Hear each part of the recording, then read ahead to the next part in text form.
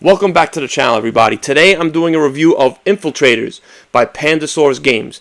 So Infiltrators is a 1 to 5 player social deduction card game where you're working cooperatively to figure out who the secret agents are, or the Infiltrators. Now, there's going to be several missions in this book that are going to show you how to play. So there's going to be different suits of cards that are used, different rules. So it's very similar in a way to the Crew, but the Crew is a trick-taking card game. This is a social deduction card game.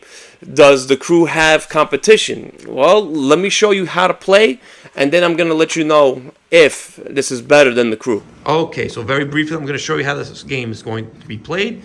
There are several missions in the rulebook here. Again, it's going to show you how many suspects are in the mission, how many bullets the team has, what suits are being used, and of course, any special rules that are in the mission. Again, I'm not going to go over all the special rules, but they'll be using these components here, or some of these here, which determine what in what number the suspect has to be caught. So we're going to have this headquarters deck here. We're going to have our suspects over here, bullets and the gun. And we're all going to start with 5 cards in hand. So how do you win this game? Well, you have to find every single suspect.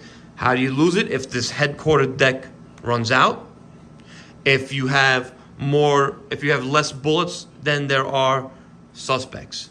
So what can you do on your turn? So they have this little player aid here, which also on the other side acts as a deduction board, of course, for the suit and the numbers.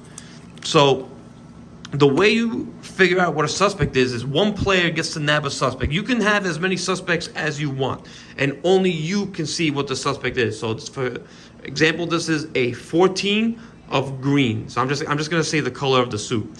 And these little numbers here are the factors that go into this number. So 2, 7, 14, obviously, and I'll explain how that is used. Another thing you can do is give a clue. So if you're going to give a clue on your suspect to the other players, you're going to look at your card and see how I can give a clue on that card. So let's take this 14 here. So yes, so now this is, even though it's not the same suit, it is the same number. So what I would do is play this in this position to let my teammates know that either this is the number, a suit, or it's the same factors of this suspect. If this number had nothing to do with this card, like, so let's say it was maybe a 3 of red, I will do this to let people know that most likely it is not red, and it's not the number 3 or any factors of 3. So another thing you can do is information exchange. So let's say, for example, my opponent, not my opponent, this is a cooperative game. My teammate had a suspect. I'll look at my cards and be like, you know what? Let's see, maybe it could be 12 yellow. And then I give them my card. They would either keep it this way or horizontally to let me know if this card is matches theirs in some way. Another thing you can do is bide your time. So when you bide your time, you're gonna discard the first card from the top, and then you're gonna draw 3 more cards from your hand. Now you don't have to draw 3 cards, as you could only have a hand limit of 7 at a time. So you're just getting more cards in your hand. Now the next thing you can do is eliminate a traitor. So what you're going to do is spend the bullet. Well, in the rulebook it says point the gun at the card that you want to eliminate, and then you're going to try and guess the suspect. So you could be like, oh, is that a 3 of red? So no, I got it wrong. So we would actually lose a card from our headquarters. But if we got it right, we would actually gain a card from the discard pile and add it to our hands. And this card is going to be shuffled back into the headquarters deck. Think of it almost like gaining health, because this is your team's health. Once this thing is gone, the game is over. And of course, when you have less bullets, then there are suspects still around. And that is the game. Game plays in about maybe 15 to 30 minutes. Each mission is pretty quick. It's a pretty simple game. Now let's go over what I think about it. Okay, so the moment you've all been waiting for. Is this better than the crew? I'm gonna say maybe. So let's go over the different aspects of the game, and then we'll go into my overall thoughts and why it might be better than the crew. So art and components, I'm giving that an 8 out of 10. The art is really well done in this game. It's got that anime noir feel to it. The cardboard pieces, this is not an expensive game. This game you could pick up under $20, and for the money you're getting, a pretty nice looking game here. The cardboard gun, the bullets, all the other cardboard they look and they feel nice. Nothing feels cheap in this game. I do recommend maybe sleeving the cards. I don't want to say it was damaged, but I think they could have been a little bit better quality. Again, not that big of a deal. They still look great. Theme. Okay, so like the crew, it's not, to my personal opinion, I don't think it's strong thematically. I'm giving the theme a 6 out of 10. So, this is a card game. You got the nice spy-looking art and stuff, but all you're doing is you're trying to guess the suit and the number. I never felt like we were playing as like secret agents or any of that stuff. Yeah, then you had the special rules.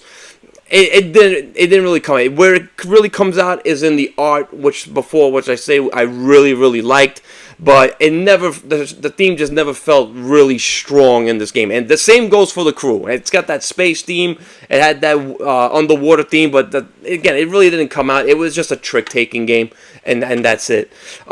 Ease of play, I'm giving this a 10 out of 10. This is a very easy game to pick up. At first glance of the book, I was a little confused, and I was like, there was maybe some wordings, but then I caught on very quickly. This is a very simple, easy game to pick up. I think it's actually a little bit easier than the crew. Gameplay, I'm giving this an 8.5 out of 10. Everybody that we played with had a blast playing this. This is a really fun game. Again, it's not trick-taking, but it's got that deduction aspect. Nabbing the suspect, you're trying to guess who has who. At first, it was pretty hard. I think this is a little bit more difficult than the crew. It's more interactive. You're more talking to your talking to your teammates and stuff. In the crew, there's no talking. You're just playing the trick, which some people might think it's a little bit harder. I thought this was a harder, more challenging game, but again, it's more interactive. It's had that tense gameplay too. When you have that headquarter deck, you see it running out. Like, okay, now I have to really start guessing what people have. I can't be trying to gain more cards. We're gonna lose the game. It had a lot more of that. Like I said before, that very tense gameplay, which the crew did not have. Again, I don't want people thinking I'm knocking on the crew. The crew is still a fantastic, great game. But I had a little bit more fun with Infiltrators here. Replayability, I'm giving a 7.5 out of 10. Again, there's about 25 missions in here. Once people are done with it, maybe you might want to move on to something else. But you could probably, I can see people going back. Every game's going to be different.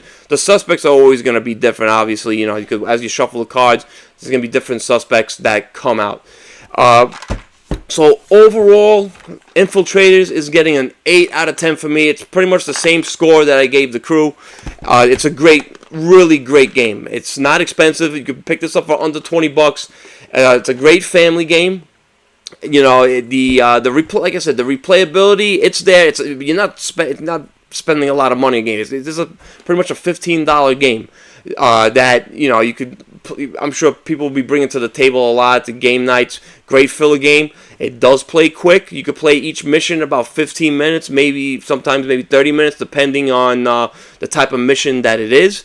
But yeah, this was a surprise hit for me. I did not expect much from this game because I know a lot of people are trying to be the crew copycat. This is not a crew copycat. This is a completely different game than the crew. Because of how interactive it was, I'm liking this more than the crew. Again, I'm probably going to get a lot of crap for saying that because the crew has 2 games. This is only one little game. Both those games are essentially the same.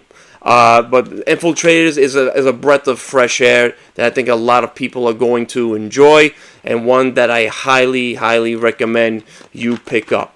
Yeah, it is a cooperative game. I know there's another game that's kind of similar to it. Inside Job. Inside Job was a competitive game. I do like Inside Job more though than this. But again, these are two completely different games. So yeah, that's gonna do it for today, guys. An 8 out of 10. Please like and subscribe. Help this little channel grow. If you have any questions about this game, feel free to leave them in the comment section. I always answer everybody.